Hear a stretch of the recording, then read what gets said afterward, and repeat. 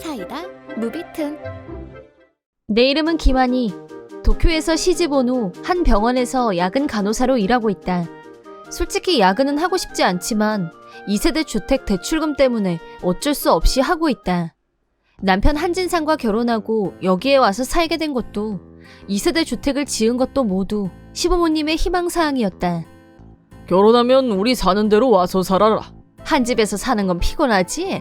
걱정 마라. 2세대 주택 계약했으니까 넓고 세련되고 반짝반짝한 새 집이다. 우리가 다 준비했으니까 넌 아무 걱정 안 해도 돼. 내가 원하는 스타일도 아니었고 아무 걱정 말라더니 대출금은 전부 나와 남편이 갚아야 했다. 그러던 중 첫 아이를 임신하게 됐는데 시부모가 출산을 반대했다. 전 이 아이 낳고 싶어요. 그렇게 낳고 싶으면 이혼 서류에 도장 찍어. 한 번만 더 우리 말 안 들으면 이거 바로 가서 접수할 거다. 알겠습니다.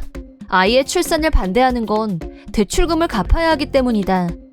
내가 일을 해야만 갚을 수 있으니까. 이런 말도 안 되는 상황 속에서 시부모님을 설득해 나가면서 힘들게 소중한 첫 아이를 낳았다. 시부모의 갑질에 시달리면서 육아를 혼자서 하다시피 하던 어느 날 갑자기 대지진이 일어났고 내가 사는 지역도 큰 피해를 입게 됐다. 지진이야! 부모님 보고 올게! 남편은 시부모한테 달려갔고 나는 벌벌 떨면서 갓난아이를 안고 지진이 멈추기만을 기다렸다. 아직 출산한 지 얼마 되지 않아서 집 밖으로 피난을 가는 건 대단히 힘든 일이었다. 아이를 안고 밖으로 나가자 남편이 시부모를 데리고 이미 나와 있었다. 남편은 시부모님을 피난시키려고 동분서주했고 나는 이 아이를 지켜야 한다는 생각뿐이었다.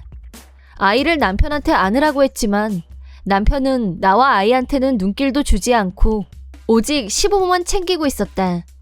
나는 그렇다 치더라도 내 딸은 반드시 살려야 한다는 생각으로 남편 이름을 몇 번이나 불렀다. 그러자 짜증을 내면서 부모님이 먼저지. 걔는 네가 알아서 좀 해. 라고 하더니 시부모부터 차에 태웠다. 이미 건물들이 무너지고 있었고 위험한 거리를 갓 태어난 아이를 데리고 걷는 건 고난에 가까웠다. 열심히 움직이려고 했지만 걸음은 더디기만 했다. 그런데도 시부모와 남편은 우리 쪽은 뒤돌아보지도 않고 자기들만 살겠다고 차를 타고 가버렸다. 지진은 잠잠해질 줄을 몰랐고 여기저기서 무서운 경보음만 점점 크게 귓가를 어지럽히는 공포의 순간에 나는 딸아이를 데리고 높은 곳으로 향해 올라갔다. 걷는 동안에 쓰나미가 몰려오면 어떡하지?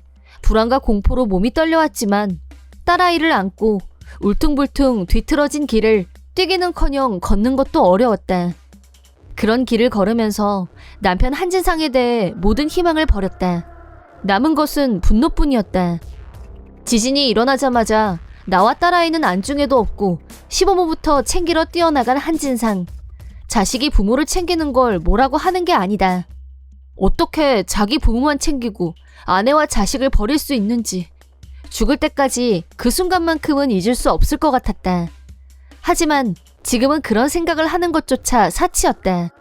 필사적으로 고지대에 있는 피난처를 찾아 한 걸음씩 걸어갔다. 그때 뒤에서 달려오던 경트럭 한 대가 내 앞에서 멈춰섰다. 그리고 나한테 말을 걸어왔다. 아기 엄마, 내가 아까 뒤에서 다 봤는데 설마 남편이 진짜 아내랑 아기를 놓고 간 거야? 내가 짐칸에 탈 테니까 얼른 아기 안고 조수석에 타요. 천만다행으로 친절한 노부부를 만나 딸아이와 함께 차를 얻어 탈 수 있었다. 고지대에 도착한 지 몇 분 후 쓰나미가 바로 발 밑까지 도착했다. 두 분은 저희 생명의 은인이세요. 정말 감사합니다. 이런 난리통에는 서로 도와야 살아남는 법이야. 정작 서로 도와야 할 가족은 없고 생면부지의 사람 덕에 살아남다니 하염없이 눈물이 흘렀다. 피난소에서도 주변 사람들의 살뜰한 도움을 받았다. 그런데 가족들은 지금 어디 있어? 다른 피난소에 있다니까 무사한 것 같아요. 한진상 일가가 다른 피난소에 있다는 건 피난자 명단을 통해 알았다. 그래, 아기 엄마를 두고 간 무정한 사람들이라며? 앞으로 어떻게 할 생각이야? 딱 한 번 다른 사람 전화기를 빌려서 남편한테 전화를 걸었는데 남편은 모르는 번호여서 그랬는지 받지 않았다. 나도 솔직히 그따위 인간을 다시 보고 싶은 마음은 없었다. 다만 지금 집이 어떻게 됐는지 그게 궁금했고 쓰나미가 물러가고 안전한 상태라는 걸 확인한 후 집 상태를 보러 한번 내려갔다. 우리 집은 쓰나미가 안 왔었네. 앞으로 어떻게 해야 되지? 집안에 있던 금품, 현금 등 돈에 관련된 건 이미 누가 가져가고 없었지만 도둑인지 한진상인지 알 수 없었다. 하지만 이런 대지진이 일어난 와중에 어린 딸을 버리고 간 인간과 더 이상 부부로 지낼 의미가 과연 있을까? 남편이 가버린 후 노부부의 도움을 받지 못했었다면, 만약 그랬다면 나와 딸아이는 이렇게 살아있지 못했을 수도 있다. 그렇게 생각을 정리하자 머릿속이 맑아지는 기분이었다.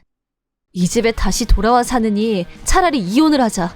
친정에 돌아가서 싱글마더로 열심히 살자. 그렇게 마음을 다잡고 난 후 민첩하게 행동으로 옮겼다. 우선 부모님께 연락을, 신칸센이 힘들면 버스를 타고서라도.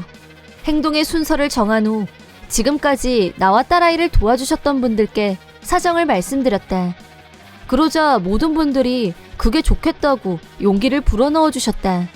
친정에 도착하자 내 안부 걱정을 하던 부모님이 울면서 마중을 나오셨고 무사해서 다행이라고 토닥여 주셨다. 한진상과 시부모한테 버림받고 막막하기만 했던 지난 며칠간이 생각나면서 참았던 피눈물을 그 자리에서 다 쏟았다. 그리고 한진상과 이혼할 생각이란 것과 그 이유 동안 말씀드렸다. 그러자 친정 부모님은 그게 사실이냐며 대극노하셨고 아빠는 그런 놈하고는 당연히 당장 이혼해야지. 변호사는 내가 찾아줄게. 라고 말씀하시면서 아는 사람한테 연락해서 순식간에 변호사를 구해주셨다. 그 다음은 변호사의 도움을 받아서 곧바로 이혼 소송에 들어갔다. 지진이 소강 상태에 들어가고 일상을 되찾아가기 시작했기 때문에 한진상하고도 연락이 쉽게 됐다. 부모님 핸드폰을 빌려서 연락을 한 후 정식으로 이혼을 요청했다. 그러자 한진상은 지금 한가하게 이혼 타령할 때야? 우리 엄마 아빠도 기다리고 있어. 당장 집으로 와. 라고 자기가 한 짓은 다 잊은 건지 나더러 돌아오라고 했다. 속셈은 뻔했다.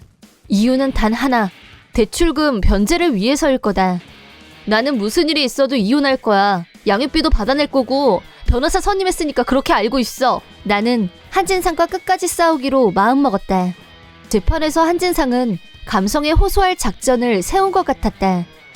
저는 가족을 위해서 열심히 돈을 벌었어요. 딸아이도 진심으로 사랑합니다. 절대 이혼하고 싶지 않습니다. 한진상 씨는 쓰나미 경보가 울린 후 아내와 딸아이를 두고 부모님만 모시고 피난을 갔는데 그 점에 대해서는요? 그건 부모님이 연로하시니까 본능적으로 그랬고요. 나중에 다시 아내와 딸을 데리러 올 생각이었어요. 저희가 확보한 증인이 있습니다. 네? 저는 뒤에서 애기 엄마만 두고 가는 걸 똑똑히 봤습니다. 또 피난소에 있을 때 한진상 씨가 아내와 아이를 찾아온 적도 없었고요. 노부부는 나와 딸아이를 한진상이 거들떠보지도 않고 가버렸다는 걸 똑똑히 봤다고 증언해 주셨다. 덧붙여서 변호사가 필요하시다면 피난소에 있던 다른 분들의 증언도 얼마든지 수집해올 수 있다고 말하자 포기했는지 한진상은 거짓 눈물을 멈추고 고개를 숙였다. 기선을 제압당하자 한진상은 자기 부모님을 살릴 생각밖에 없었고 나하고 딸아이는 방해가 될 것 같아 두고 갔다며 솔직히 인정했고 재판은 원고 승소로 귀결됐다. 추가로 지금까지 한진상과 시부모한테 당했던 갑질 피해에 대한 위자료까지 추가해서 충분한 금액을 받아낼 수 있었다. 한진상과 전 시부모는 이번 지진으로 인해 믿고 있던 2세대 주택이 피해가 너무 커서 도저히 살 수 없는 상태가 됐기 때문에 가설 주택으로 옮겨가게 됐다. 그리고 집은 한진상 명의로 되어 있어서 남은 대출금은 전부 한진상이 갚아야 했다. 거액의 빚을 지자 멘붕이 왔겠지만 모든 건 자업자득일 뿐. 나는 이혼 후 다시 제자리로 돌아와서 딸아이를 키우며 여전히 간호사로 일하고 있다. 전에는 대출금을 빨리 갚기 위해 야근만 했었는데 친정에 오자 엄마가 지금은 아이가 우선이고 아이를 생각해서 정상 근무만 하라고 말씀해 주셔서 될 수 있는 한 많은 시간을 딸아이와 함께 보내려고 노력 중이다. 앞으로의 인생은 내 딸을 위해 살 것이다. 이번 영상은 어떠셨나요? 재밌게 보셨다면 구독, 좋아요에 댓글까지 달아주시면 감사하겠습니다. 그럼 다음 영상에서 만나요.